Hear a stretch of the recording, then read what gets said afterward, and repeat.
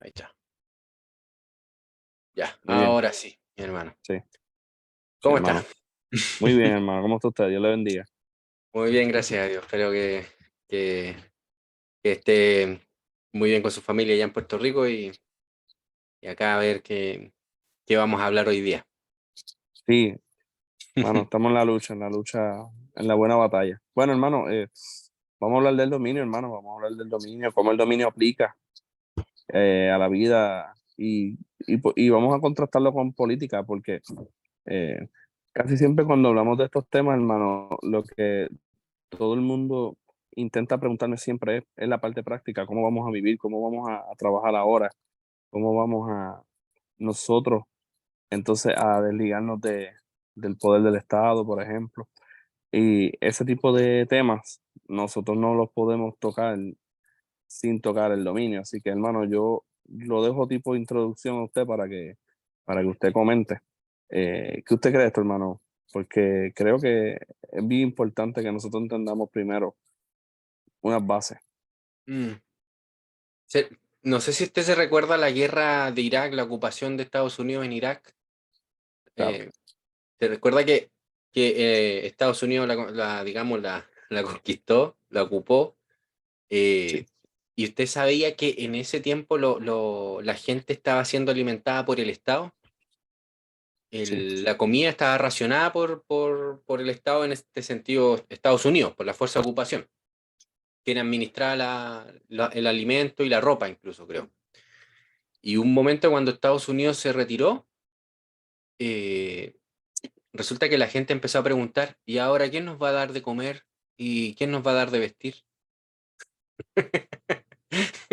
Bueno, más o menos esa pregunta nosotros, desde la perspectiva de Occidente, especialmente Latinoamérica, o, digamos Hispanoamérica, eh, o los occidentales, nos hacemos esa misma pregunta, ¿verdad? Pero con respecto, por ejemplo, a la seguridad, a la salud, a la educación, ¿verdad? Si no está el Estado, ahora ¿quién nos va a educar? Si no está el Estado, ahora ¿quién nos va a proteger? Si no está el Estado, ¿quién nos va a enseñar? ¿Quién nos va a dar seguridad, etcétera? Ujú. ¿Verdad? Entonces, la pregunta que se hace, o sea, ese miedo es debido a que no se ha ejercido la responsabilidad de las personas, de la sociedad, en esa área y se ha delegado. Y delegado en el sentido de que se ha renunciado a uno llevar a cabo esa responsabilidad y se entrega a otro y cuando se le entrega a ese otro, se le entregó el derecho de no solamente de preocuparse de, por ejemplo, la seguridad o la educación, sino de definir qué es educación y qué es seguridad. Y no solamente definir qué es, sino también decir cuánta educación es necesaria, cuánta seguridad es necesaria. Y se le entregó el monopolio, o sea, al Estado se le entregó o al político, mejor dicho, se le entregó digamos, esta responsabilidad total de decir cuánta seguridad, cuánta educación, y no solamente cuánta, sino también, como habíamos dicho, qué tipo de educación, ¿verdad? Que por Claro. ejemplo en el colegio con los currículos normales de hoy en día, que la práctica totalidad está siendo controlada por el Estado define qué es la educación, el Estado define qué es qué de historia se debe enseñar, y lo que se enseña en historia será en los colegios, será un, un 0,5% de toda la historia que puede enseñarse, o menos incluso, ¿verdad? Pero Sí, da la casualidad de que enseñan la historia de los estados, ¿verdad? claro. En ese sentido, las conferencias de Miguel Ancho Bastos son pero excelentes cuando habla con respecto a la educación, de cómo el Estado usa la educación para el propósito que él quiere, ¿verdad? Sí, Como lo haría un padre cuando enseña a su hijo y enseñándole con el propósito que el padre quiere, ¿verdad? Y por supuesto el padre siempre va a querer lo mejor para el hijo. Entonces, esa es volviendo al tema del dominio, de cómo nosotros ejercemos dominio, siempre nos vamos a enfrentar a esta pregunta de que porque claro, ¿qué es ejercer dominio? O sea, eso también es una pregunta que hay que responder, porque la mayoría de los cristianos, no sé qué usted, mi hermano, qué se imaginaba cuando le hablaban de la palabra dominio, qué se le venía a la mente. Bueno, hermano, yo le voy a ser bien honesto. Cuando yo empecé a escucharle el dominio, eh, tenía que ver mucho con el debate que tenían los reconstruccionistas con la escatología premilenial dispensacionalista. Y me acuerdo de un debate que decían, bueno, ¿usted quiere decir con que se paren en una pata y saluden a todo el mundo? Así que ese es el concepto, hermano, que entrenaremos a todos los animales como mascotas. Mire, usted sabe, sabe, mire, de todas las interpretaciones posibles, nunca me había imaginado eso. Esa es, hermano, esa es dominio. Mire usted la imaginación. Qué interesante. Bueno, bueno por lo que yo he visto con la mayoría de la gente con la que yo le he hecho esta pregunta, siempre se imaginan la versión más bélica. Esto es de ejercer una dominación, un dominio sobre las personas, de dominarlo, porque al fin y al cabo la gente cuando mira el Estado mira la violencia, la fuerza del Estado. En mi país, por ejemplo, el Estado tiene un lema en su escudo eh, que dice por la razón o la fuerza. O sea, o entienden por las buenas o por la mal, o por las malas. Y es un lema de la patria, un lema patrio, por la razón o la Wow. fuerza, que creo que, creo que ya no lo usan mucho, creo que ya hasta les da vergüenza un poco decirlo. Pero está el lema ahí fuerte. Y la visión, sobre todo en mi país, con la visión del Estado que se tiene, que es con esta visión de por la razón o la fuerza, cuando yo hablaba de dominio, claro, todos me miraban y decían, usted lo que quiere es instaurar un Estado cristiano que obliga a todos a ser cristianos, una teocracia, Ujú. ¿verdad? Y yo le dije, claro que quiero una teocracia, pero quiero una teocracia sin Estado. No, porque resulta que Claro. el Estado es, claro, es dominación. Ahí habría que hacer una separación entre lo que es dominio y dominación en términos didácticos, por decirlo así también, en definir que dominación se quiere referir en términos de un hombre ejerciendo o dominando por la fuerza a otro, Sí. ¿no? O sea, obligándolo, secuestrándolo, por decirlo así, ¿verdad? Y obligándolo a actuar de una manera tal que él no actuaría si fuese, digamos, por su voluntad, ¿ya? Ujú. Sino que lo coaccionaría, so pena de castigo, de violencia, de actuar de una determinada manera. Entonces la mayoría de la gente piensa en esos términos, ¿verdad? Entonces dicen que eso no es justo, no se tiene que hacer, ¿verdad? Yo no estoy diciendo que eso es lo que nosotros proponemos, ojo ahí, pero quiero hacer un argumento, crear este mismo discurso y tirárselo a ellos, o sea, a los que se oponen a esto. Esto es lo que quiero hacer. Dicen que una teocracia no puede ser porque estaríamos gobernando un pequeño porcentaje de la población diciéndole cómo los demás tienen que actuar, ¿verdad? Y usando la violencia del Estado para que crean en Dios, para que vayan a la iglesia y todas las cosas que se puedan imaginar que, claro, que uno que desde que cuando entiende bien lo que es la teonomía, el dominio, una teocracia, le da risa, o sea, le parece ridículo esa Claro. caricatura. Pero eso es lo que la mayoría de la gente cree y dice, no, es que si nosotros hacemos una teocracia van a gobernar los pastores, los sacerdotes y van a estar controlando las conciencias de las personas, le van a estar diciendo lo que tienen que hacer, lo que no tienen que hacer, ¿verdad? Le van a cobrar hasta el diezmo, algunos me han dicho, ¿verdad? Entonces, claro, y suena como trágico, pero yo me pregunto, bueno, y si eso está mal, porque está mal en sí mismo, lo que me dicen, que el argumento es que está mal obligar por, en contra de la conciencia a las personas, ¿verdad?, a someterse a un régimen, ¿m? Está mal, Ujú. eso es inmoral, por decirlo así, no debería, definiendo teocracia como, en esos términos, ¿verdad? Entonces yo les digo, entonces, ¿por qué justifican que los humanistas hagan exactamente lo mismo, ¿verdad? Pero contra los cristianos. Exactamente. ¿Por qué lo justifican? ¿Por qué? Porque los humanistas lo que están haciendo están llevando a cabo una teocracia, pero solo que esa teocracia ha negado la trascendencia y ha establecido la plena y absoluta inmanencia de su Dios, ¿verdad? Que sería, al fin y al cabo, la humanidad. ¿Mm? Entonces, ¿por qué los cristianos que niegan la teonomía o una teocracia y dicen que no es posible, por qué si se la conceden al humanista? Mi conclusión aquí es que ellos no han pensado bien las cosas. ¿Entiendes? Sí. No lo han analizado. Ellos simplemente piensan conforme le han enseñado nomás. Ellos solo repiten lo que le han dicho. Sale más fácil así porque uno repite como loro. Yo precisamente hoy me tomé un café con un profesor de la universidad, que es un doctorando, está estudiando un doctorado en economía. Nos estábamos tomando un café y fíjese, hermano, estamos hablando con personas, digamos, científicos, ¿verdad? Que se supone que están metidos en la ciencia. Y empezó a discutir, me dijo, oye, ¿tú estás arrendando? Y yo le dije, sí, yo en este momento estoy arrendando un departamento.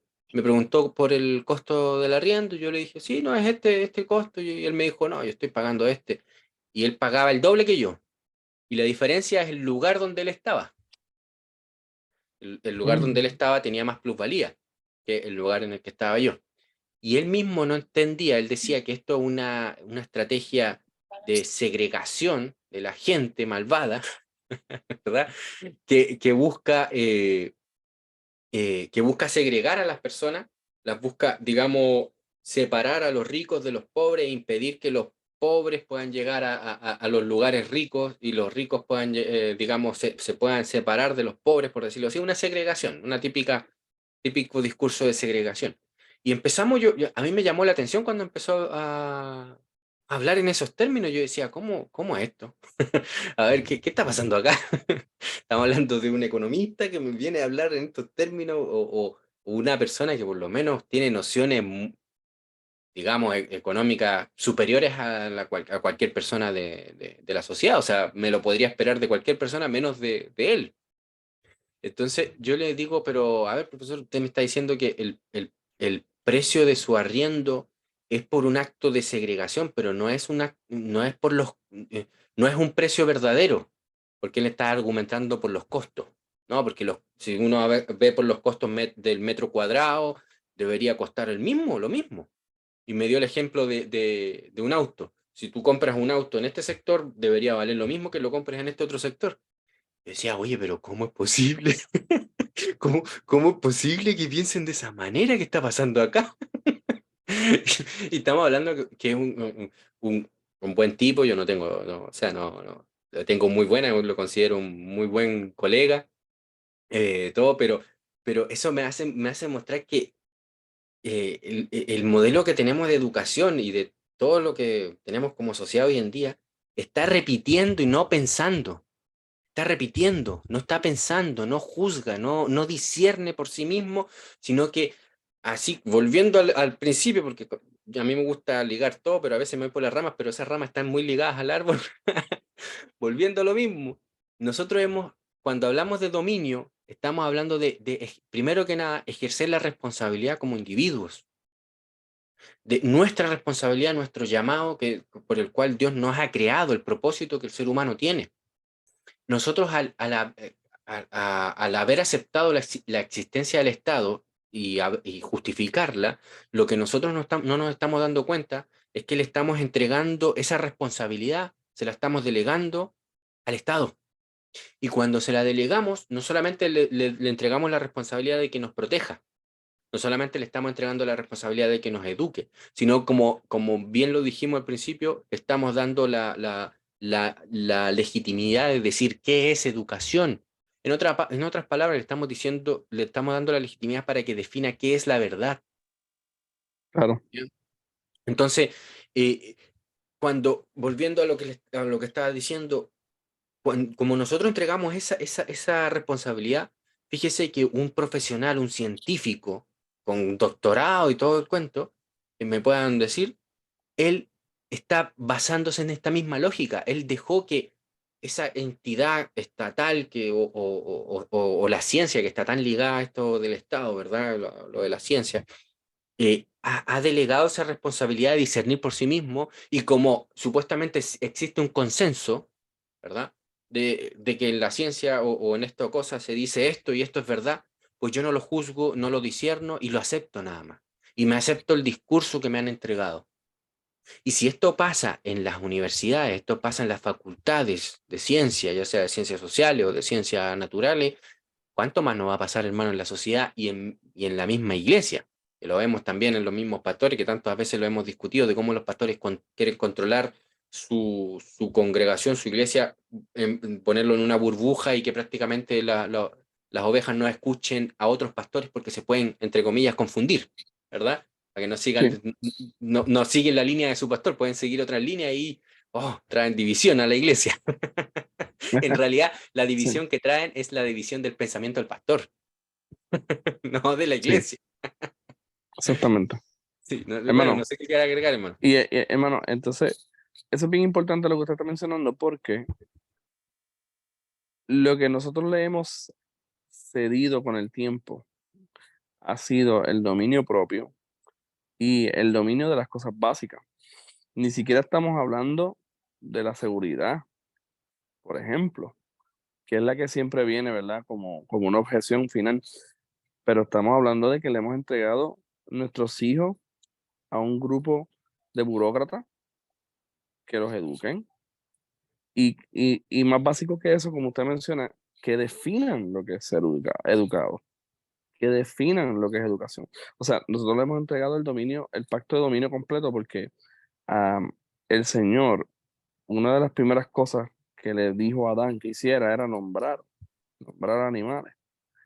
Y el lenguaje, nombrar, tiene que ver con el dominio directamente. Entonces le hemos entregado básicamente todo el dominio. Y cuando el Evangelio viene a nuestras vidas, nosotros se supone que digamos que todo dominio le pertenece a Cristo, pero no lo queremos vivir. Queremos decirlo, pero no queremos vivirlo. Ahora, pasando esa etapa, hay personas que lo comprenden y dicen, wow, qué tremendo pecado. Necesitamos volver a los pies del Señor, ¿verdad? Pero su frustración es, ¿y cómo yo regreso allí? ¿Cómo nosotros regresamos allí? Y nosotros tuvimos una discusión hace 2 semanas donde hablamos del derecho de secesión, por ejemplo, en política. Y le estaba mencionando antes de grabar que sería tremendo que un grupo humano dijera, pues vamos a separarnos ya del Estado y vamos a pedírselo. Primero que el Estado no creo que quiera cederlo, pero vamos a suponer que vivimos en un estado que flaco, que pues ya no le interesa, como hay lugares que hace poco nos enviaron, me acuerdo, el hermano William nos envió una noticia de un lugar en España que ya nadie se quiere postular. Pues supongamos que en ese territorio se puede, nos podemos separar. ¿Qué vamos a hacer, hermano? Si nosotros no sabemos cuidar a nuestros hijos, hermano, nosotros no sabemos lo que es criar a nuestros hijos. ¿Qué vamos a hacer, hermano, si nosotros no sabemos ni crear un producto, hermano? No sabemos emprender, hermano. Nosotros no sabemos prácticamente nada.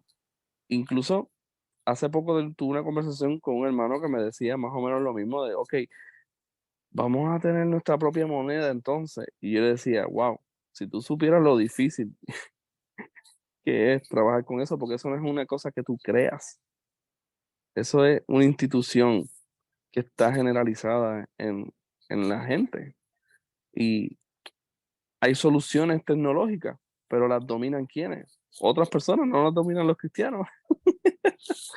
Así que, hermano, ahí llego al punto y yo sé qué es lo que está trayendo.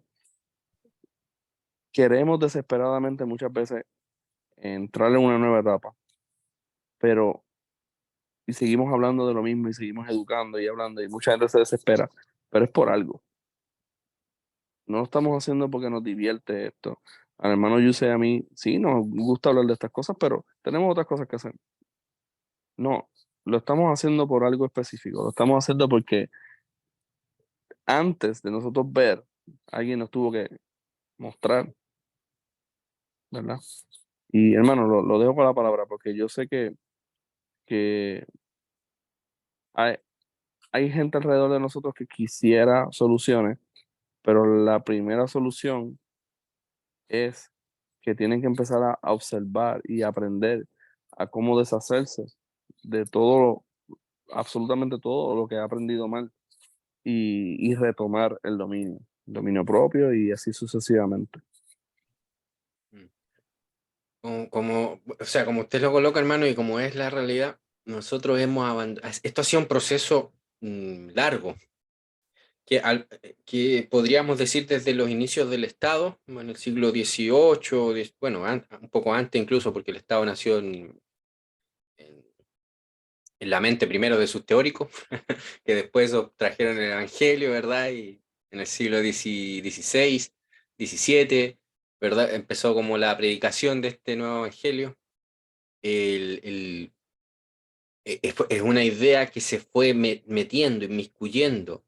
Y fíjese, hermano, esto no solo pasó en nuestra época. ¿Qué pasó con la Iglesia Católica Romana? Una de la decadencia, una de las causas de la decadencia de la Iglesia Católica Romana fue que el arzobispado, los pastores o la iglesia institucional decidió que solo ellos podían enseñar y solo ellos podían definir lo que es la educación, solo ellos podían definir lo que es la verdad. Ellos eran la regla de verdad, que nadie más podía discernir, pongámoslo en lenguaje evangélico, solo ellos podían interpretar la palabra de Dios, solo ellos podían interpretar la Biblia. Entonces, al tener este monopolio, ¿qué es lo que hicieron? Y convencer a la población. La población se convenció, los creyentes verdaderos se convencieron y dijeron, bueno, ellos son los que están a cargo de la enseñanza, de la educación, del entendimiento, y yo no, porque yo no soy sacerdote, porque yo no soy, digamos, oficial de la iglesia, y como no soy oficial de la iglesia, no estoy llamado a, digamos, interpretar la escritura, a entenderla, sino solamente a decir amén a lo que es el sacerdote, ¿verdad? Entonces, ¿qué pasó? Que se desnutrió la iglesia en cuanto al conocimiento, que es una de las bases fundamentales de la iglesia, que es maestra del mundo, iglesia. Pero claro, si definimos iglesia como la institución, ¿verdad? Esa corporación, estaría correcto, porque ahí serían los ministros lo que es la iglesia, pero esa no es una definición bíblica, ¿no? Entonces, se desnutrió, digamos, intelectualmente la iglesia. ¿Y qué pasó? Aparecieron estos lobos de, como Newton, Isaac Newton, como John Locke, que muchos dicen no, que eran cristianos y todo, claro, pero si esos vivieran hoy en día y dijeran lo que dijeron en esos tiempos en términos de doctrina cristiana, lo estarían todos tildando de hereje. Bueno, al menos los cristianos más ortodoxos, ¿no? Entonces, Los serían todos, decentes, hermano, los decentes.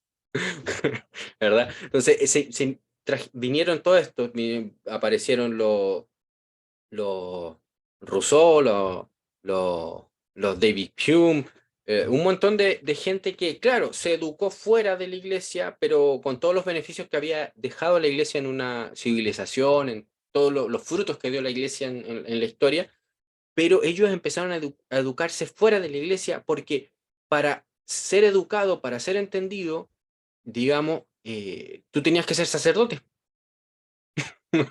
Porque de lo contrario, no tenías que decir amén a todo lo que dijera la iglesia. Entonces, no investigabas por ti mismo. Entonces, claro, siempre hubo un remanente en la iglesia de gente que no les compró a estos locos, por decirlo de alguna manera, ¿no?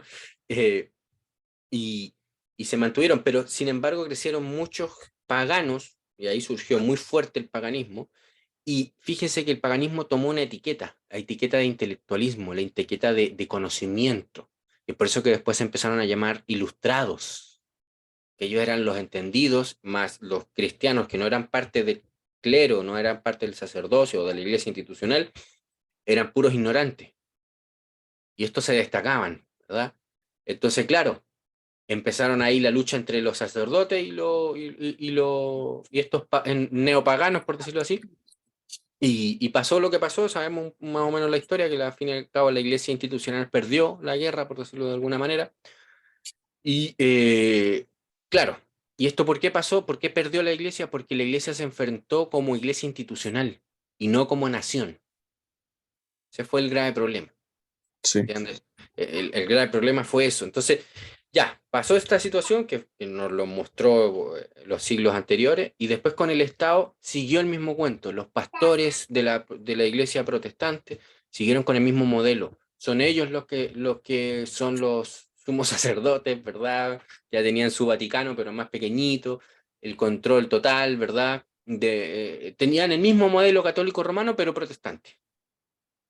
Y, y claro, con excepciones, yo estoy dando aquí generalidad, y la única manera de poder interpretar la realidad es haciendo generalizaciones. Si nosotros no podemos hacer generalizaciones, entonces no podríamos pensar. Necesitamos hacer generalizaciones, obviamente que siempre hay excepciones, eso no lo dudo. Pero siempre se mantuvo la idea de que había un oficial, el principal, que él es el que tenía, digamos, las llaves de la verdad. Que no estoy diciendo que eso esté mal, es una exageración que se hace, porque sí, los pastores tienen las llaves del reino, pero las llaves del reino para abrirle las puertas a la gente para que entre a conocer el reino y aprenda y conozca y sea parte, ¿verdad? No para cerrarle la puerta del reino a la gente. Las llaves están para abrir, no están para cerrar, no, están para abrir las puertas. Pero ¿qué pasó? Que los pastores empezaron a cerrar la puerta, a usar las llaves a su favor y a tener el control de esto, y la iglesia empezó a perder también. Le pasó lo mismo a la iglesia protestante que le pasó de lo que le pasó a la iglesia católica romana. Entonces, que los feligreses, si les queremos llamar, o los miembros de la iglesia, que no eran parte digamos, del clero o parte de la institución, como los oficiales, empezaron a ser ignorantes en cuanto a la verdad, porque habían delegado esa función a sus pastores. Ellos eran los que tenían, ¿verdad? Los pastores eran los apologetas de la fe, ¿no? Eran los grandes apologetas, y la mayoría de la gente de la iglesia no. Y no estaban llamados a eso, no estaban llamados a defender la fe, sino para eso estaban los oficiales, ¿verdad?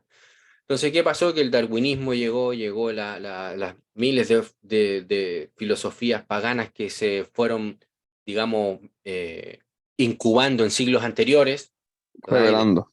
Y Se fueron después ya revelando empezaron a luego. florecer en el siglo XIX a tope. Y en ese siglo, ¿qué pasó en ese siglo? En el siglo XIX fue el siglo de la invención de la membresía obligatoria. Ya, bueno, no es la invención porque ya estaba antes, ¿verdad? Pero ya en ese siglo, ya la membresía obligatoria, el control de los pastores, la visión protestante de la iglesia local como una Roma pequeña, como un Vaticano, ¿verdad? Un mini Vaticano. Y da la casualidad de que, claro, los paganos empezaron a dar argumentos. ¿Y qué pasa? Que como los miembros de las iglesias, que no eran parte de los oficiales, no estaban tan preparados, no estaban tan... no- porque no era su responsabilidad, porque la delegaron en el pastor, y el pastor no promovía eso, sino que el pastor promovía el sistema de que él era el que enseñaba, ¿verdad? Él era el único capaz de enseñar. Pues resulta que la iglesia se vio débil.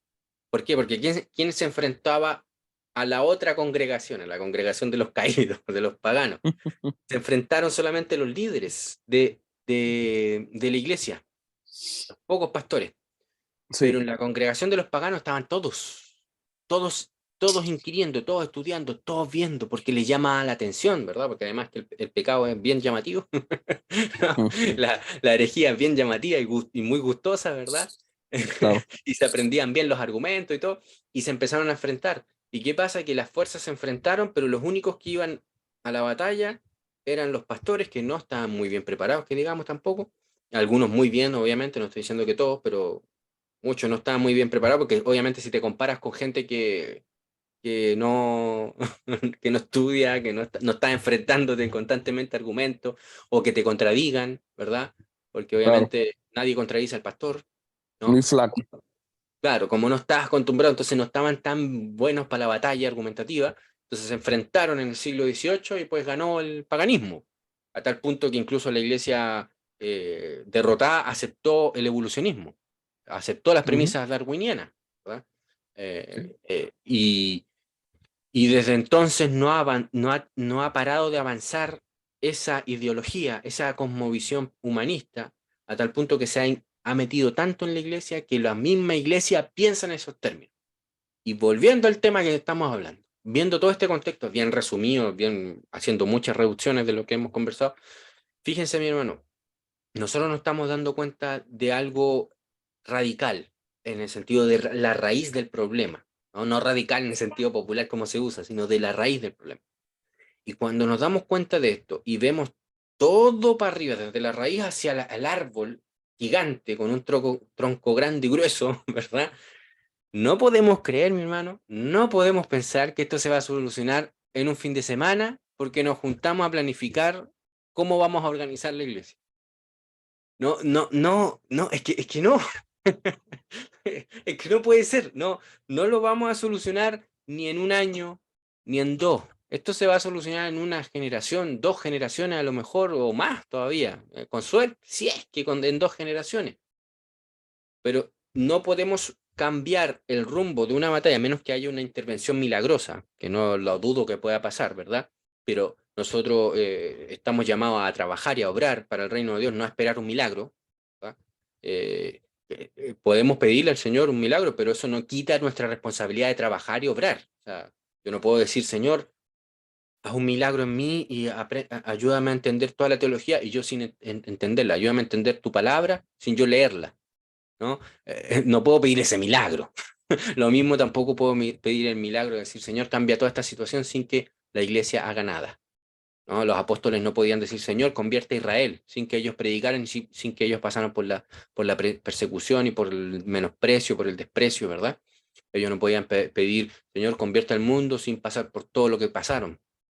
Eso no corre, no corre por acá, ¿no? Entonces, queriendo responderlo, yo sé que la respuesta es como un poco decepcionante, se podría decir en términos, digamos, del entusiasmo de la gente, que muchos hermanos que con muchas buenas intenciones, entendiendo esta raíz del problema que nosotros estamos señalando, dicen, bueno, ¿y ahora qué hacemos? Hagámoslo, vamos. No es tan fácil, mi hermano. Porque si nosotros fuésemos y nos organizáramos, por más que nos organizamos, supongamos que nos organizamos 1 millón de cristianos. Supongamos que nos organizamos 1 millón de cristianos, creamos una nación. Hermano, no tenemos conocimiento necesario.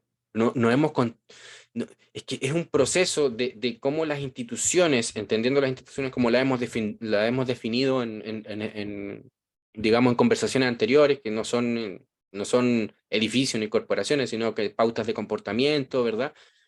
Eh, Que esas instituciones tomen lugar en una sociedad, que se coordinen con las demás instituciones que van tomando otra sociedad, no es tan fácil. O sea, no es una cuestión que se pueda planificar de forma que yo diga, ah, ya, voy a hacerlo, vamos a juntarnos, vamos a hacer una asamblea y vamos a planificar qué va a ser el dinero, cómo va a ser el gobierno, cómo vamos a planificar todas las cosas.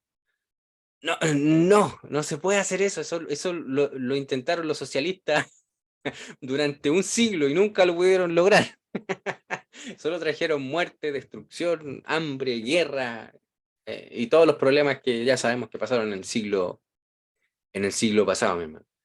Por lo cual, la respuesta a una pregunta que pueda decir, viendo la pregunta, digamos, que usted hizo, hermano, la pregunta de qué hacemos ahora si nosotros nos hemos dado cuenta de este problema. ¿Cómo ejercemos dominio? Mi respuesta, que no es definitiva, por supuesto, siempre puede tener otros hermanos que puedan ver otras cosas que yo no estoy viendo, pero primero, mi hermano, es cambiar acá la mente, nuestra cosmovisión, porque aunque nos estemos dando cuenta de la raíz del problema, seguimos teniendo pecados mentales, pensamientos, digamos, presupuestos que están errados, ¿entiendes? Que tienen problemas. Por ejemplo, es como que yo le pregunte, hermano, ¿qué es lo qué hacemos con el dinero? ¿Qué es lo que debería ser dinero? Entonces otro hermano puede decir, bueno, es que tenemos que crear un banco central, tenemos que determinar, estamos simplemente saliéndonos de Babilonia para irnos a Persia, para irnos a Egipto. No, no estamos volviéndonos a Jerusalén. ¿Me entiendes? Estamos cambiando de país pagano nada más, pero haciendo Precisamente. las mismas cuestiones. Lo mismo que estaba haciendo Israel en Egipto, cuando Dios sacó por medio de Moisés a Israel de Egipto y las puso en Canaán, lo puso para vivir en términos del reino de Dios, pero ellos querían llevar a Egipto a Canaán. ¿Ya? Entonces, ese es el problema. Primero tenemos que prepararnos, no solamente, bueno, primero que nada, nuestra mente personal, decir, Señor, ayúdame a entender esto, ayúdame a entender, ayúdame a comprender, cambiar nuestro entendimiento, transformarlo, llevarlo cautivo a Cristo y a la obediencia a su palabra, a su ley, y luego empezar a transformar nuestras familias, empezar a proyectarnos a futuro, empezar a hacer estrategias. Miren, en estos momentos tenemos esto es lo que hay. Si yo, por ejemplo, soy un funcionario del Estado, esta es mi condición actual. Tengo que ver cómo cambiarla, pero no tengo que cometer el error de decir ya renuncio y poner en riesgo a mi familia, poner en riesgo digamos, a mi hijo.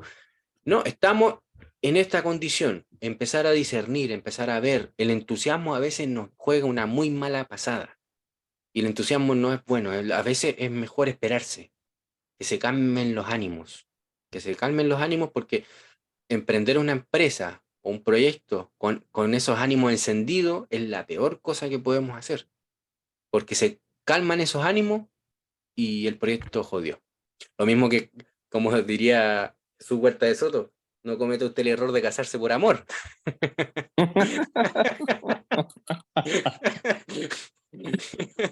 No, no cometa usted la estupidez de casarse por amor.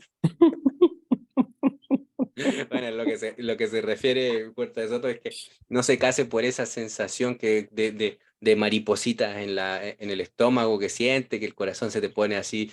No cometa ese error de casarse ahí porque esas cosas pasan, ¿verdad? Eso se pasa y ¿qué pasa? Que cuando se pasa, ya me aburrí, me quiero cambiar de mujer, me quiero cambiar de esposo. No, uno tiene que dejar que calme el ánimo, ¿verdad? Analizar bien, ¿verdad? Y ahí emprender el proyecto, ya sea un matrimonio, ya sea comprarse una casa, etcétera, lo que sea, ¿verdad? Claro. A veces yo me he encontrado con varios hermanos, no son pocos, que entienden esto. Y le doy gloria a Dios por ello, porque es un grandísimo perdón, paso. Comprenden esto y ya están armando el reino de Dios en la tierra. Ya lo están planificando.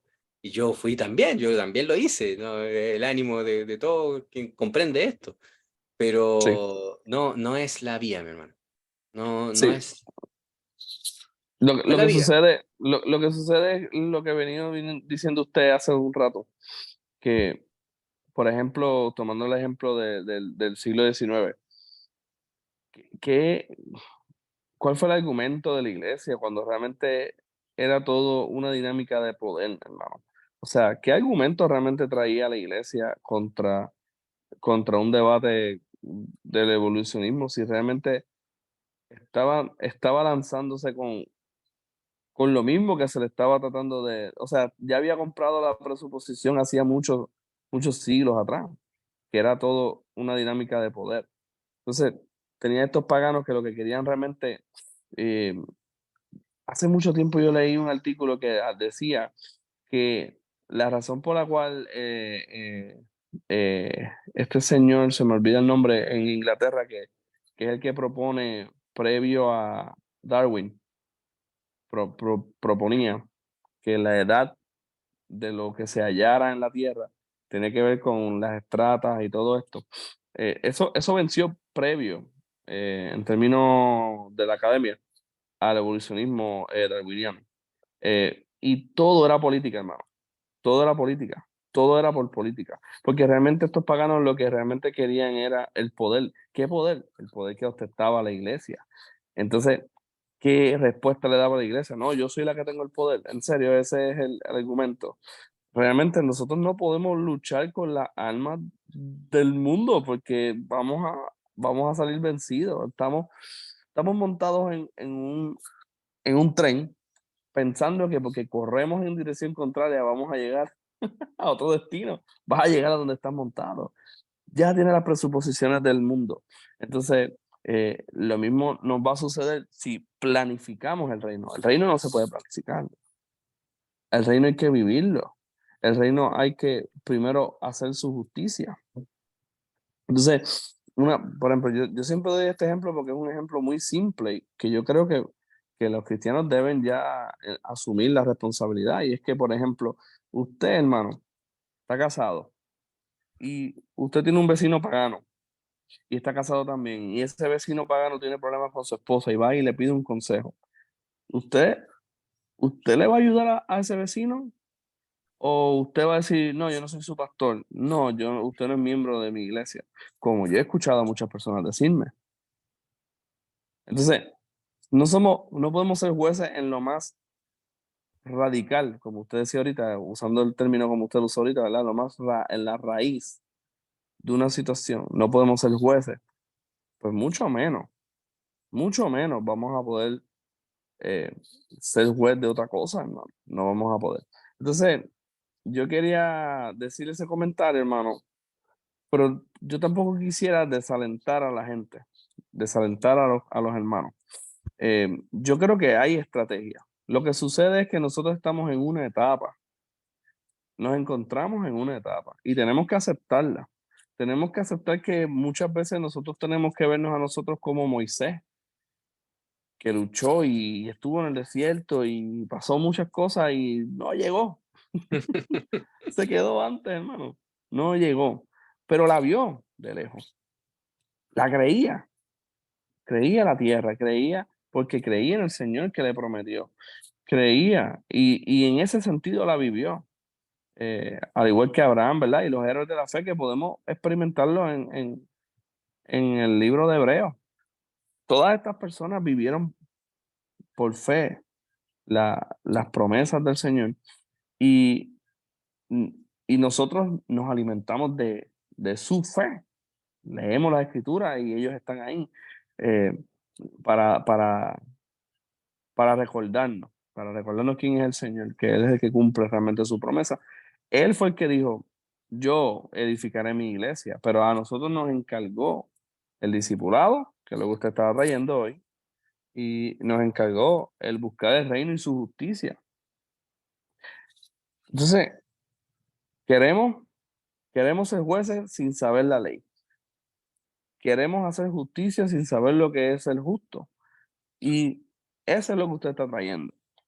No quiero desalentar a las personas porque, hermano, hay estrategias, pero todas tienen que ver con reconstruir un tejido en el cual se pueda luego montar sobre ese tejido más, más cosas, en las cuales el día que se pueda decir nos separamos del Estado, ya hay algo corriendo hace tiempo.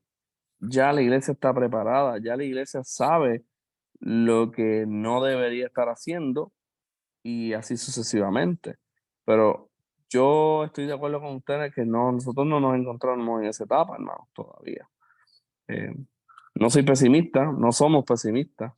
Al contrario, hacemos esto porque le creemos al Señor y sabemos que su palabra es poderosísima, que es la que realmente cambia y transforma.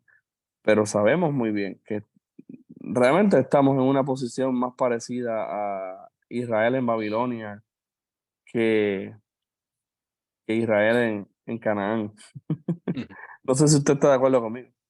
Sí, sí, hermano, mire, hacer un paralelismo con cómo emergió el paganismo, porque hay una cosa de la que no somos conscientes, hermano. El mundo en el que nosotros estamos viviendo en Occidente era cristiano. Era una civilización conscientemente cristiana. Y la ley, el derecho, era el cristiano, era el de la Biblia.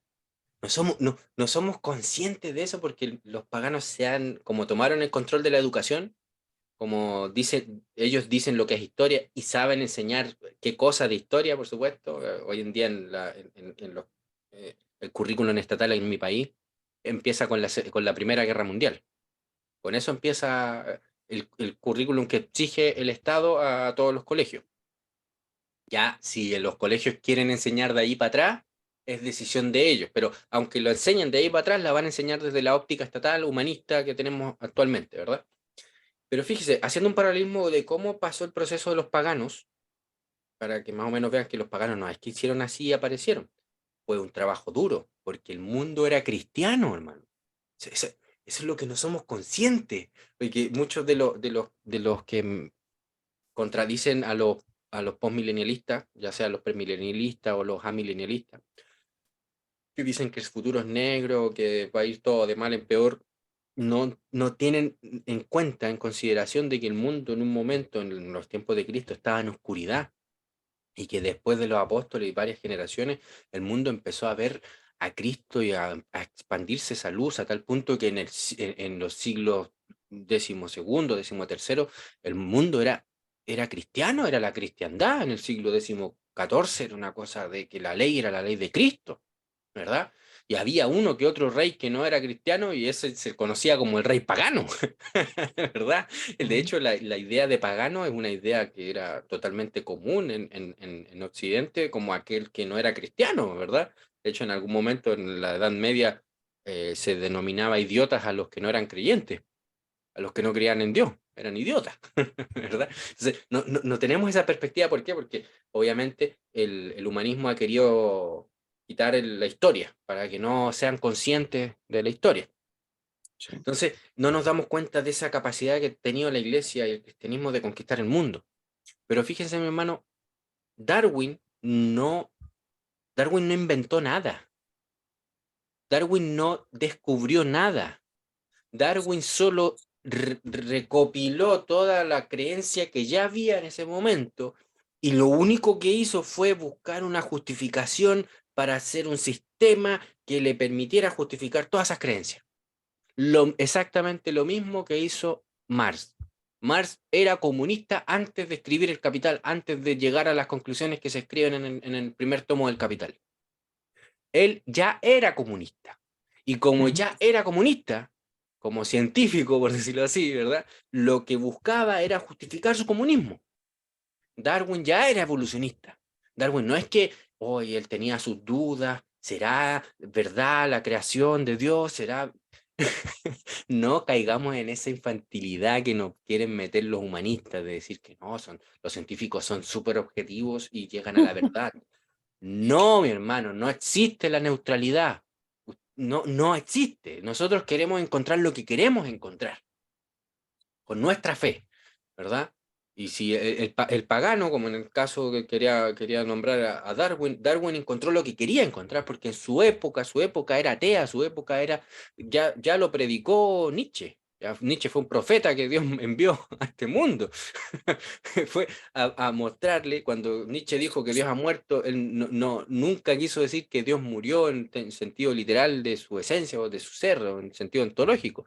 Él lo que quiso señalar, ¿verdad? Incluso él estaba señalando el fin del mundo prácticamente, es que Dios había muerto en las mentes de las personas que lo habían muerto, lo habían, digamos, entre comillas, asesinado, por decirlo así, que ya no creen en él. Ujú. Eso es lo que señalaba Nietzsche. ¿Entiendes? No es que Sí. Nietzsche, es una interpretación que le estoy dando yo a Nietzsche, pero que creo que es la más sensata, según los mismos escritos de Nietzsche, es que él estaba señalando una realidad social. Él estaba viendo que la gente ya no creía en Dios. Y en términos prácticos, Dios estaba muerto para esa sociedad. ¿Bien?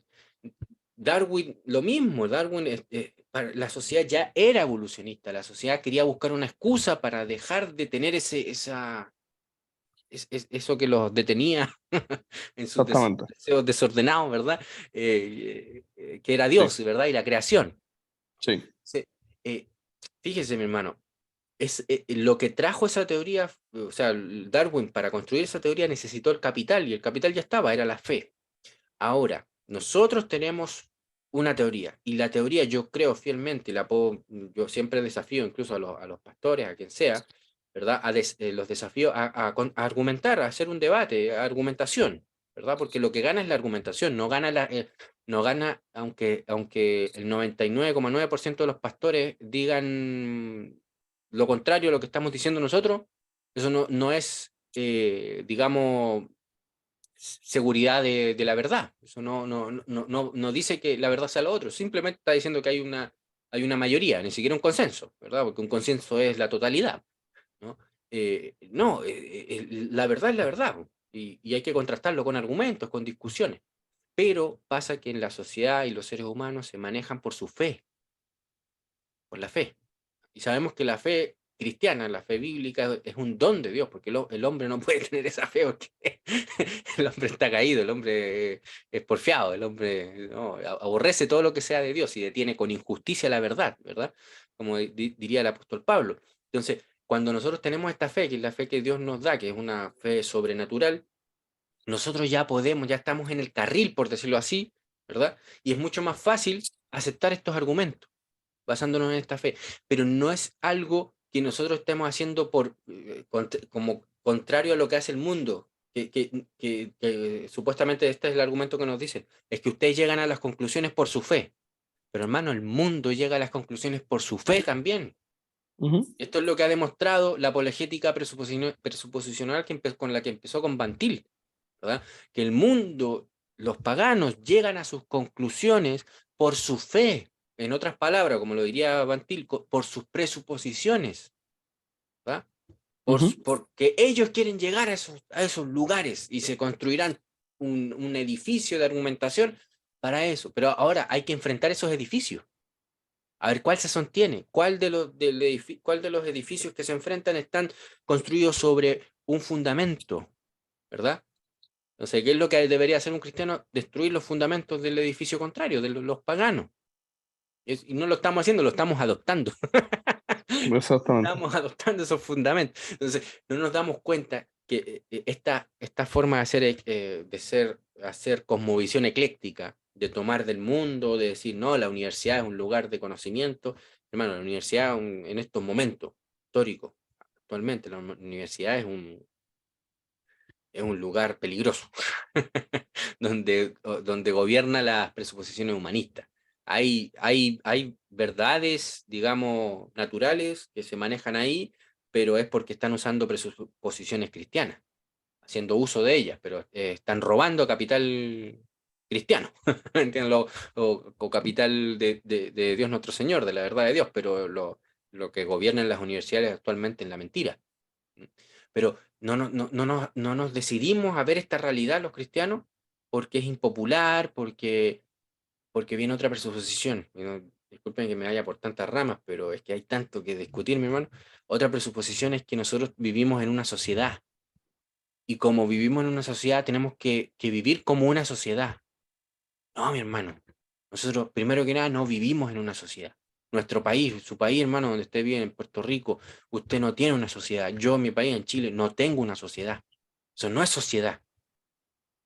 Una sociedad es una asociación de personas que conscientemente dependen unas de otras. Nosotros no, es muy poco lo que de hecho queremos no depender de uno a los otros. No, si puedo estar apartado del otro, mejor, ¿verdad? Si no lo puedo evitar, mejor. Estamos atomizados. Y lo único que nos cohesiona es el Estado, la nacionalidad, ¿verdad? La política, la ley, cómo nos debemos comportar, ¿verdad? Los impuestos, ¿no? Y un poquito el mercado que nos cohesiona un poquito, ¿no? Pero una verdadera comunidad, una verdadera sociedad, la tenemos en la iglesia, ¿entiendes? En ese lugar es donde tenemos esa sociedad, pero no somos conscientes de aquello, mi hermano. Pero ¿qué pasa? Volviéndolo al tema de la sociedad, nos dicen con el argumento, somos una sociedad y por tanto no podemos apartarnos, no podemos disociarnos, no podemos pedir secesión, como hemos dicho. ¿Por qué? Porque aceptamos las premisas estatistas de la integración forzosa, mi hermano. Que tenemos la obligación política, asociativa, pactual, como le quieran llamar, de tener que estar conviviendo de forma como un contrato, como un pacto con estos paganos. Pero, ¿por qué? Lo hago desde la otra perspectiva. ¿Por qué los paganos tienen que estar obligados de convivir con nosotros, los Ujú, cristianos? ¿Por qué los tenemos que obligar a ellos? A asociarse con nosotros. ¿Entiendes? ¿Por qué claro. ¿Y por qué la iglesia tiene que ser obligada a asociarse con los paganos? Eso es lo que hace la política, que nos obliga a través de las votaciones, de la democracia, de las políticas, y no paran los conflictos, peleándose unos con otros, que la ley contra el aborto, que la ley a favor del aborto, ¿y por qué tenemos que pelear por esas cosas? ¿Por qué? Dejemos que los paganos apliquen sus propias leyes y que ellos se destruyan a sí mismos. O si no, estaríamos diciéndole a Dios que Dios estaba equivocado al decirle a Israel que no se metiera con Tiro, que no se metiera con Siria, que no fuese a hacerle la guerra a las naciones vecinas, que eran naciones que adoraban a Moloch, que adoraban a Baal. Dejemos. Pero es que no podemos conseguir. ¿Por qué? ¿Sabe por qué, mi hermano, no podemos conseguir eso? Porque pensamos estatistamente. Porque no Sí, podemos permitir que las personas hagan lo que quieran, porque nosotros debemos imponer la ley, pero no la ley de Dios, claro, otra ley, otra ley. otra ley. Según- estoy aquí tirando ideas como loco, mi hermano. Yo sé que a lo mejor voy a generar más preguntas y dudas de lo que estoy dando certeza, a lo mejor, ¿no? Pero, pero para que se entienda lo profundo que tenemos de mentalidad estatista y pagana en nuestro ser, que nos cuesta entender por qué pedir disociarnos, por qué pedir secesión, por qué separación. ¿Por qué? Entonces podrían preguntar, hermano, resulta que la separación es la única que puede traer unidad a la humanidad. Porque si nos dicen que la única forma de traer la unidad a la humanidad es a través de la integración forzosa, no en los términos de Cristo y del Evangelio, sino a través de los términos de la ley, del hombre, de la democracia, del Estado, esa no es ninguna unidad, mi hermano. No es ninguna unidad. Esa es el camino al infierno. La unidad, ¿cómo viene? La unidad se viene en Cristo, en los términos de Cristo, en los términos del Evangelio, de su palabra, de la regeneración. Y la única forma que lo hagamos es separándonos. ¿Y qué es lo que hicieron los primeros cristianos en Roma? Fue separarse de la sociedad romana. Fue lo que hicieron, Claro, fue separarse. Pero no un separarse como en contra, sino un separarse y decir, miren, nosotros tenemos esto, no se lo queremos imponer, no queremos obligarlos a que ustedes crean en esto, pero nosotros tenemos esta verdad, este evangelio, lo podemos compartir con ustedes. Vean el fruto que tenemos nosotros con nuestras comunidades, que era el objetivo que tenía Israel, ¿verdad? En la tierra donde estaba, hacer luz a las naciones, ¿verdad? Pero nosotros ujú, no queremos ser luz a las naciones, y ahí viene otro tema que ya hemos discutido ampliamente, el tema de la iglesia como sal y luz de esta tierra, que en estos momentos no es ni sal ni es luz, ¿entiendes? Quiere estar pegadita a las tinieblas, ¿no? Por lo mismo, sí, porque la integración forzosa te lleva a las tinieblas, no te lleva a hacer sal y luz, te lleva a apagar tu luz, a dejar de ser sal de este mundo, de preservar el mundo.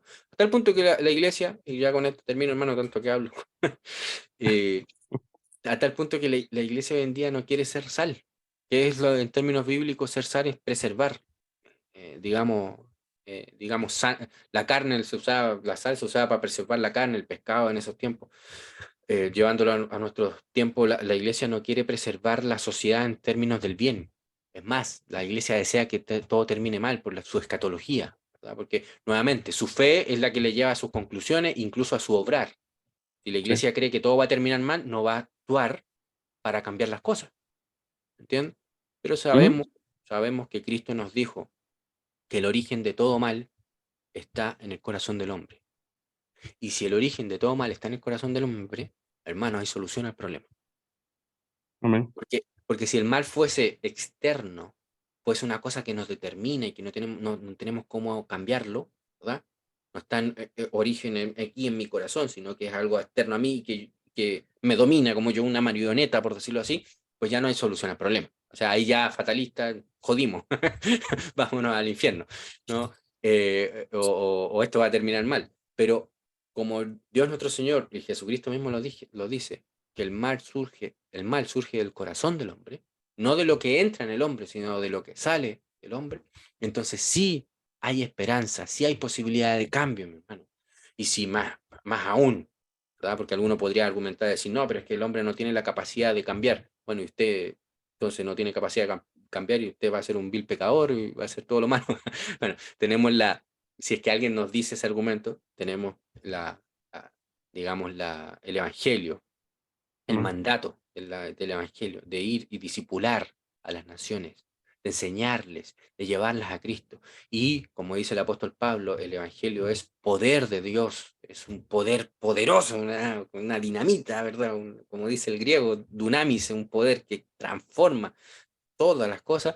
Entonces hay completa esperanza, hermano, no hay motivo para desesperarse, pero sí hay motivos para, digamos, arrepentirse, para decir, Señor, perdóname por haber pensado de esta determinada manera, perdóname por no haberte creído, perdóname por haberte definido o haber definido alguna de tu enseñanza de mala manera y no creer, no tener la esperanza, ¿ya? Teniendo todas las Sí, evidencias, evidencia histórica, como había nombrado anteriormente, el mundo fue y es cristiano hasta este tiempo, el occidente es cristiano. Bueno, lo que pasa es que es nominalmente cristiano, tiene una cultura, tiene instituciones cristianas. Nosotros no entendemos, hermano, no entendemos el casi que entre comillas milagro, hermano, que usted tome su auto, vaya a una bomba de gasolina, de benzina, y que llegue una persona, le diga, oiga, ¿cuánto quiere echarle? Le echa, usted le paga, le ve y le dice, "Oye, ¿quiere que le vea el nivel de agua, alguna cosa, un servicio, algo? No, no entendemos el milagro de esas relaciones, mi hermano, de que uno se pare, se estacione en la misma bomba, vaya y se compre un café. Eso, hermano, eso no lo entendemos, la profundidad de las implicaciones que tuvo el Evangelio en eso, de que se haya llevado eso. En los tiempos de Cristo, usted anda en una carretera y tenga cuidado que lo secuestren y lo venden después en la feria de los clavos, ¿verdad? Hoy en día en algunas naciones pasa eso, y también en Latinoamérica y Centroamérica y Estados Unidos también puede que pase, pero pasa porque se ha estado abandonando el Evangelio, pasa porque la iglesia ha dejado de alumbrar este mundo, ¿entiendes? sí. Y tiene que ver mucho con la dinámica de poder que usted traía desde el principio, hermano. Porque la iglesia, en términos institucionales corporativos, lo que ha tratado de hacer es edificarse a sí misma, no que el Señor la edifique, a través del poder, del Mm, control. Claro, eh, hablando de mi experiencia, creo que hay un grupo de personas que está redescubriendo cómo en el pasado la iglesia institucional ejerció dominio sobre la gente y lo están reaplicando, hermano, con esto de la membresía, con esto de, de la manipulación, ¿verdad? Que si te vas, pues entonces estás siendo excomulgado, cuando realmente eres un hereje, cuando realmente, hermano, no sé si usted quiere comentar de eso, pero una herejía no es cualquier cosa. Una herejía tiene que ver con negar a Cristo, con negar las bases de la fe, no tiene que ver con tonterías de ideas de pastores, de que en esta congregación las cosas se hacen de esta forma y si no, usted es un hereje. Hermano, yo estoy empezando a ver eso de nuevo y eso es como, wow, eso suena a los tiempos de Lutero. Pero dejando eso un poco aparte, la sal, hermano, también es un elemento del pacto en donde era parte del sacrificio, hermano. La iglesia no quiere ser sal porque no se quiere sacrificar, hermano. No, no le interesa el sacrificio. Lo que le interesa es ser una institución igual a lo que hay en el mundo. Y yo estoy tratando de trazar una línea histórica de que todo esto proviene realmente de esta jerarquía ontológica pagana, porque es la misma idea que se repite y se repite no solamente en términos políticos, sino en el evolucionismo es eso mismo y por ahí podemos buscar muchísimos ejemplos de cómo se ve esa cosa aplicada en la vida, hermano. Pero es, es repetir lo mismo que está haciendo el paganismo. Y la otra vez, en la última conversación que tuvimos, hablamos de otros ejemplos también. Así que yo lo remito a ese video que lo vean porque creo que dimos buenos ejemplos. Hermano, yo le iba a hacer una pregunta. ¿Usted se atrevería a decir categóricamente que entonces la decadencia de la decadencia de una institución viene cuando quieren controlar quién es el que maneja la información?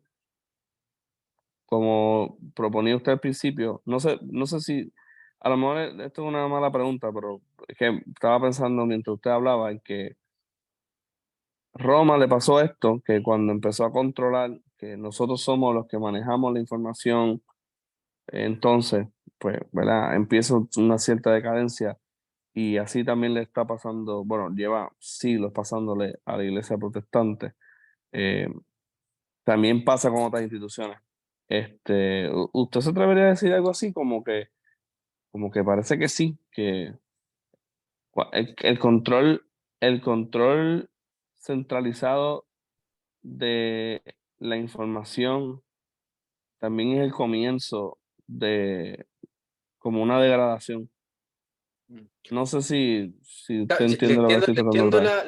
la pregunta, pero yo la iría, la haría más abstracta o me iría, o no sé si más abstracto, me iría más atrás todavía. Ok, Hace sí. unos años, no sé si se acuerdan, hermano, que estuvimos discutiendo, tengo aún esta idea, se lo compartí hace varios años, me parece. eh, Era esta idea de que las instituciones humanas, positivas, las que crean los seres humanos, inevitablemente están como condenadas a corromperse, a decaer, a, a, a dejar de ser. Y hace unos días, a propósito de esta pregunta que usted me hace, hermano, yo estaba pensando y diciendo, claro, el ser humano es una criatura, ¿verdad? Pero además de ser una criatura que es creada por Dios con el conocimiento, verdad, justicia, ¿no? Es una criatura caída. En este momento está caída. Por tanto, todas sus obras, y esto cualquier reformado o evangélico de más o menos sana, como le llaman sana doctrina, lo va a aceptar. Todas sus obras están manchadas por el pecado. Hasta los católicos romanos lo van a aceptar esta declaración, porque esto es ortodoxia cristiana. Ujú. Están manchadas por el pecado. Entonces, una obra del ser humano es crear estas instituciones positivas que, como hemos discutido en otra parte hace algunos años atrás, que yo les planteé esta propuesta de diferenciar instituciones naturales o espontáneas o instituciones divinas, de instituciones espontáneas y de instituciones positivas, que serían las que crean los seres humanos de manera consciente, o sea, detenerse y crear, no sé, un club de fútbol, ¿no? O una iglesia, una denominación, ¿verdad? Para mí es lo mismo. Una iglesia o un club de fútbol tiene la misma naturaleza, es una creación humana, ¿verdad? No es nada trascendente, no trasciende nada, es un club, ¿no? Eh, Esa creación tiene, inevitablemente, y esto lo estaba reuniendo, lo estaba analizando ahora, el germen del pecado del ser humano. Por tanto, porque al fin y al cabo estas instituciones positivas van a ser gobernadas por seres humanos. Y estas instituciones van evolucionando y inevitablemente estas instituciones van a tener una evolución que va a terminar haciéndolas decaer, corrompiéndose. Y esto, mi hermano, es para todos, para todo. O sea, deme un ejemplo usted de alguna institución creada por ser humano que haya prevalecido durante 2000 años, o 1000 años, o 500 años, que no se haya corrompido. En ese término, que ya, corromperse en qué sentido? Corromperse en el sentido que perdió el propósito original, ¿verdad? Por el cual había sido establecido. Sí, está hablando de la positiva. Claro, de las positivas, ¿no? De Sí, la, muy importante esa sí, distinción. sí. Por ejemplo, el presbiterianismo.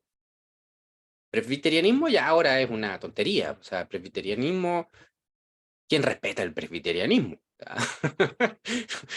Lo respetarán alguno que otro pelagato, ¿verdad? Eh, las bautistas también, que en su momento fueron importantísimos en Inglaterra. ¿Quién hoy respeta a los bautistas? En términos, digamos, generales, por decirlo, el mundo, la sociedad. La Iglesia Católica Romana tampoco es que goce de mucha, tampoco es que goce de mucha, ¿cómo decirlo? Mucho respeto. Tampoco es que goce de mucho respeto. Entonces, cualquier institución, de hecho, hasta instituciones como como las instituciones de fútbol, a propósito que como estaba hablando, también Claro, llegan y son, y después dejan de ser, ¿no? De hecho, se valora solamente mucho queda el nombre, sí, de solamente queda el hecho, nombre. los clubes más antiguos tienen algo especial porque han durado mucho, pero ¿qué? Tienen un poco más de un siglo, ¿no? No es como, no sé, el Real Madrid o el Manchester United o el Liverpool, no sé. Son clubes que llaman la atención porque tienen mucha antigüedad, pero que tienen, tienen poco más de un siglo, ¿no? Y no sabemos cuánto va a durar y es inminente su decadencia, ¿verdad? Conozco varios clubes que en su momento en la historia fueron muy importantes en Europa, ¿no? Ganaron muchas copas europeas y dominaban Europa y ahora están en tercera, cuarta división ¿no? de las ligas de sus países. Lo mismo pasa con los imperios, ¿verdad? Llegaron a ser, eso es el ejemplo más típico que se da, pues los imperios llegan, crecen y después decaen, ¿no? Lo mismo.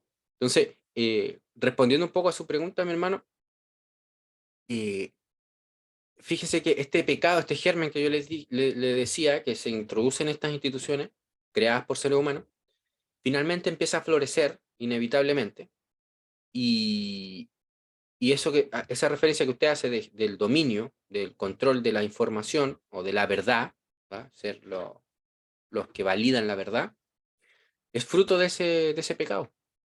Y la iglesia está llamada a salirse de ahí cuando pase esa cosa,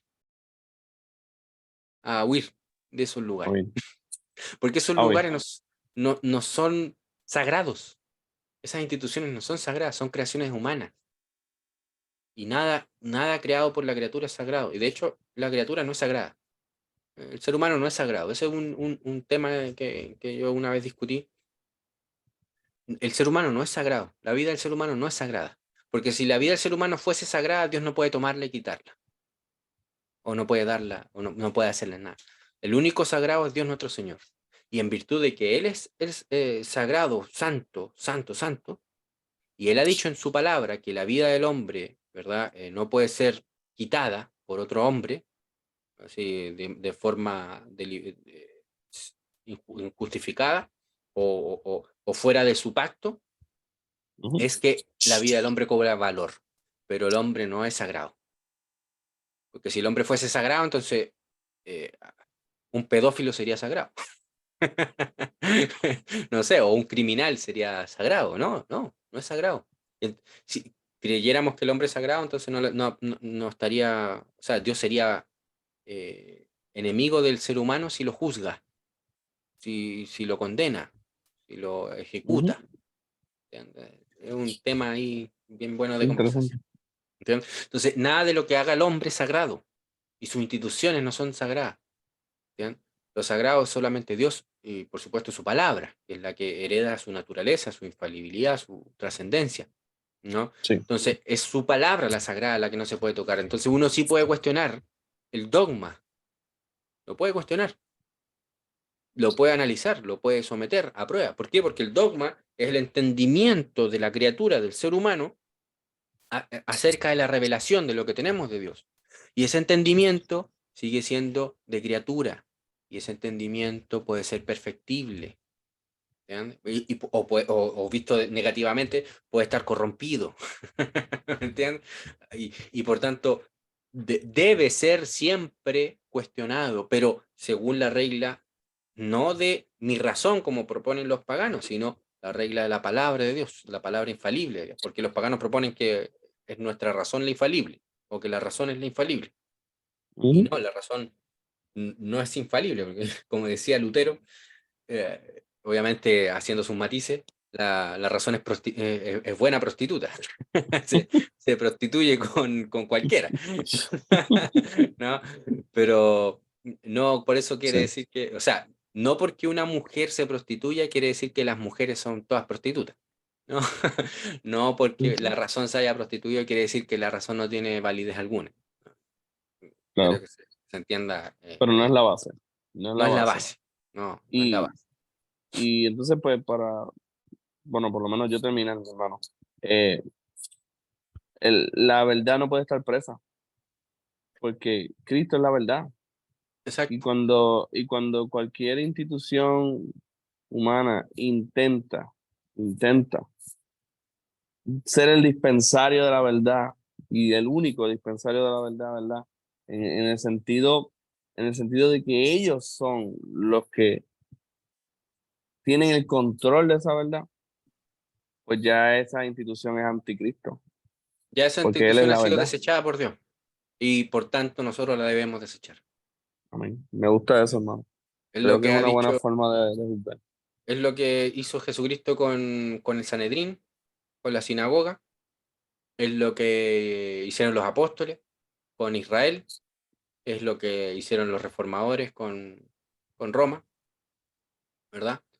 Es lo que debemos hacer nosotros con la iglesia actualmente. Y finalizar con algo, mi hermano, un tema que podríamos conversar la próxima semana, Sí, a dejarlo ahí a la palestra, o sea, perdón, a la mesa ahí para que se, se prepare. Fíjese, mi hermano, a propósito de Darwin, nosotros creemos, y Occidente fue transformado por esta fe, en un Dios trascendente que creó de forma ex nihilo, ¿verdad? Todas las cosas. ¿Qué es lo que hicieron los paganos? Eliminaron a Dios, pero no eliminaron el concepto ex nihilo. Y eso es lo que quiero conversar la próxima semana y para poder entender el mundo actual y por qué el Estado actúa como actúa o los políticos, por qué actúan como actúan y por qué la gente hoy en día cree que todo puede ser organizado de forma central, predestinado, porque se han quedado con el concepto de creación ex nihilo, pero le han ujú, quitado la trascendencia. sí, Ellos creen que pueden crear la sociedad la de la nada, realidad, la la realidad, realidad, pueden transformarla de la nada, pero porque han negado la trascendencia, se han quedado con la claro, inmanencia. Y eso tiene muchas implicaciones, muchísimas muchísimo. implicaciones. Sería Muy bueno. buen tema, hermano, para la próxima, tremendo. Sí. Mm, Ah, pues, hermano, lo dejamos ahí. Dios bendiga a todos los que escucharon esto. Gracias, hermano Yusef, por poder compartir y expresar aquí, ¿verdad? De forma libre estas cosas. Así que Dios le Bueno, bendiga mucho, hermano. Un un abrazo. abrazo, saludos a su familia, Chao, a su hermano. hija, que estoy esperando que me enseñe violín. No la atente. Ya, mi hermano, un abrazo, bendiciones. Un abrazo, hermano. Gracias por todo, hermano.